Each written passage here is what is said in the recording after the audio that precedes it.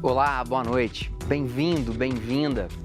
Faltando um mês para as eleições gerais no Brasil, a população foi surpreendida pelo atentado contra o candidato Jair Bolsonaro do Partido Social Liberal, no último dia 6 de setembro, em Juiz de Fora, aqui em Minas.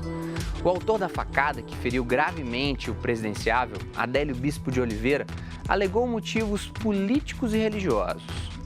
Mas há 25 dias das eleições, o que esse ato representa para os rumos do país?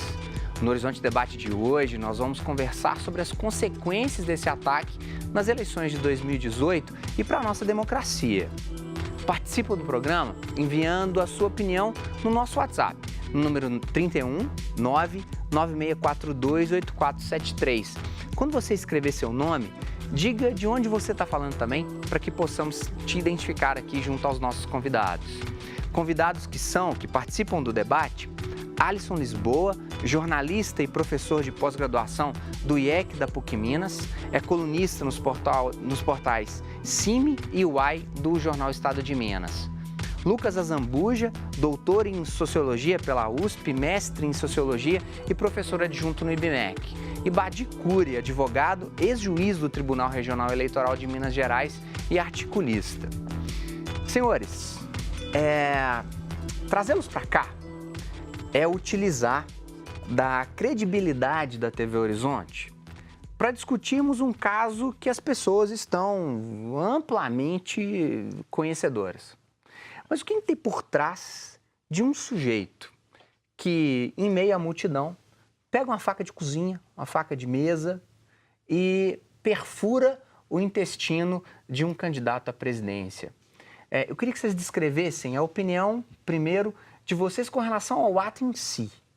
Um sujeito que sai do anonimato, entre tantos, Badi, que não se identificam com o candidato Bolsonaro ou que amam o candidato Bolsonaro, esse sujeito sai dali e esfaqueia.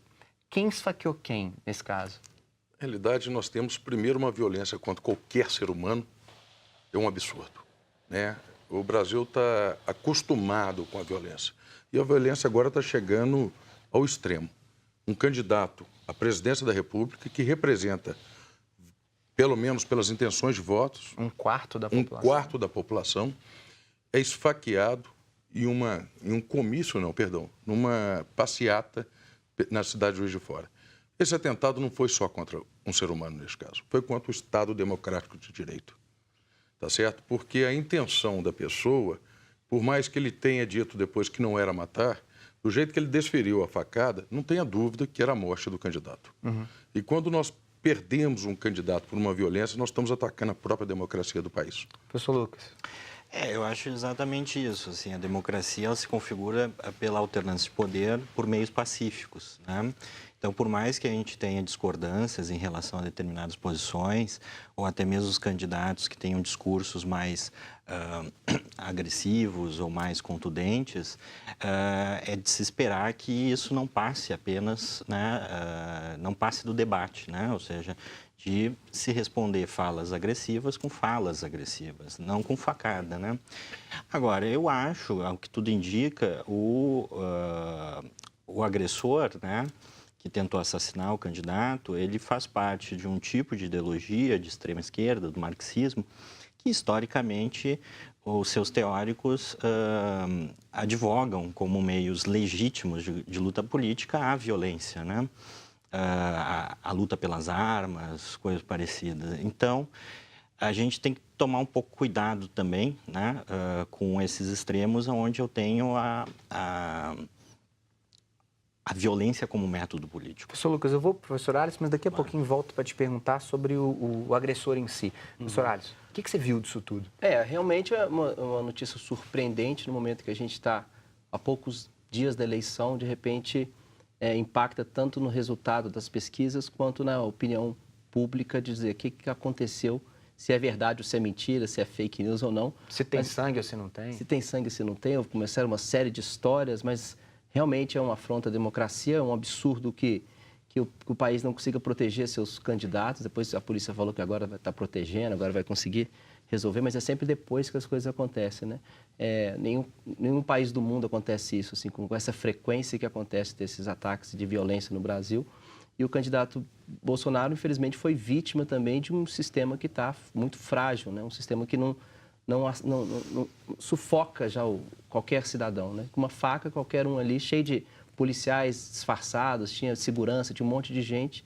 Ou seja, a gente está muito vulnerável, né? O cidadão está muito mais vulnerável e um candidato protegido, ainda assim, ele sofre. Então, é realmente um ato maluco, assim, completamente. Professor Lucas, quando você diz que era que o agressor tinha uma determinada leitura de extrema esquerda, falamos de uma conspiração? De fato, os partidos de mais extrema esquerda que articularam para isso? Nós estamos falando de um sujeito que ficou ofendido com o candidato, que estava na esquizofrenia da casa dele. O que... Eu acho que, para haver conspiração de partido, a gente teria que ter mais elementos do que existe hoje, né? Não há, né? Não há, até agora, evidências nesse sentido, que tenha, né, apesar da desconfiança dos advogados que estão representando eles serem pessoas muito bem pagas, né? E ele ser um desempregado, é muito provável que haja algum tipo de estrutura de financiamento dele por trás. Agora, quando eu me refiro à ideologia, né, isso não quer dizer que parta do partido, né? Ou seja, algumas ideologias eu tenho, né, uma espécie de agitação que leva a esse tipo de ato. E aí eu posso organizar isso apenas com um grupo ou articular dentro de uma estrutura de partido, uma organização clandestina, né? Uhum. Eu acho que nesse caso, muito provavelmente, foi um grupo, né, ligado à extrema esquerda que organizou. As imagens tendem a mostrar que havia outras duas pessoas ali, uma chegou, né, a ser... Professor Badi, professor Alisson, o que vocês acham disso? Foi articulado o ataque? Eu acho o seguinte, está muito cedo para falar que foi ou que não foi. A polícia está começando, o crime aconteceu tem pouco tempo. Então a polícia está começando a investigação. Mas nós temos alguns elementos que já trazem pelo menos uma certa estranheza. Um homem desempregado que estava morando num hotel, onde ele paga à vista já R$400. Um homem desempregado que tinha 4 celulares. Um homem desempregado que mantinha notebook dentro do quarto dele. Né? Um homem que, no outro dia, advogados, e aí não há nenhuma crítica aos advogados, porque eles foram contratados e foram para atender o cliente. Mas numa articulação de quem os contratou muito rápida, porque no outro dia eles decolaram de um avião particular. Mas não há uma promoção do advogado quando ele entra nesse contexto? Por exemplo, dizem que o goleiro Bruno já estava quebrado quando aconteceu aquilo tudo. E há uma promoção desses advogados quando entram no caso. É uma exposição do advogado, sim, mas foi muito rápido para eles tomarem essa iniciativa. Né? Até para saber se a pessoa iria aceitar este advogado. Até para saber se o Adélio, o criminoso, iria aceitar. Uhum. Né? O Bruno, ele deve ter feito um contato, falou, olha, eu vou te defender, não vou cobrar, eu vou cobrar um valor mais módico para poder. O crime aconteceu num dia e no outro dia, na parte da manhã, ele já decolou de avião. Ou seja, teve gente que já estava preocupada em contratar numa rapidez muito grande e nós tivemos 2 informações. A primeira, que era através de uma congregação religiosa. E a segunda, que foi um fiel dessa congregação religiosa. Bom, ainda não foi esclarecido certamente quem pagou. Agora, eu não acredito que essa congregação religiosa, numa rapidez tão grande, entre em contato com o advogado, disputa os honorários, fale do caso e o advogado no outro dia de manhã. É muito rápido. Eu sou profissional do direito, apesar de não mexer na área penal, mas há uma discussão sobre o caso até para saber se a pessoa vai aceitá-lo como seu representante. Há um trâmite, né? Como o próprio advogado fala, um trâmite que é incompatível com a velocidade que as coisas aconteceram, né? Parece que também o movimento que ele estava ali não conseguiria fugir. Muito difícil ele sair dali da multidão com uma faca assim e não ser percebido pela multidão. Então ele já sabia que ia ser preso, né? E será que acreditando que daqui a pouco com bons advogados ele vai sair da prisão, enfim, vai voltar à vida normal, foi pago algum dinheiro para ele, isso é muito provável que tenha acontecido. Agora, só uma cronologia. No debate da Rede TV, De sexta-feira, a agressão foi na última quinta, de 2 sextas-feiras atrás. Bolsonaro conversa com Marina Silva, o debate da Rede TV, se o telespectador da TV Horizonte viu, os candidatos saíam e iam para um ringue, vamos dizer assim. E aí, Bolsonaro chama a Marina Silva e Marina Silva passa um pito no candidato, assim. Bolsonaro, você não resolve as coisas no grito, você tende a resolver no grito. Ele queria perguntar para ela sobre posse de arma e acabar conduzindo para uma proposta que ele fez com relação à castração química de estupradores e tudo mais. Ele queria posicionar.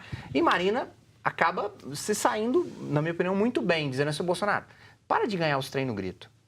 Vem a entrevista do Jornal Nacional na terça-feira, anterior ao ataque. Marqueteiros de Bolsonaro, especialistas, isso na Veja dessa semana, cuja capa é um atentado à democracia, dizem que foi pedido para que Bolsonaro, na semana após isso, colocasse a estratégia de voltar a falar para esses 25%. Na última segunda-feira, sem ser nessa semana, na passada, ele pega o tripé de uma câmera no Acre e diz, vamos metralhar a petralhada do Acre. Nesse momento, eu não estou dizendo que justifica, Sim. mas o candidato, ele no fundo, não está utilizando de um discurso que toca as pessoas, Badi. Olha, o discurso dele pode ser um pouco agressivo. Por quê? Porque, primeiro, que ele defende sempre o porte de arma, certo? E a forma dele se expressar, eu acho até agressivo.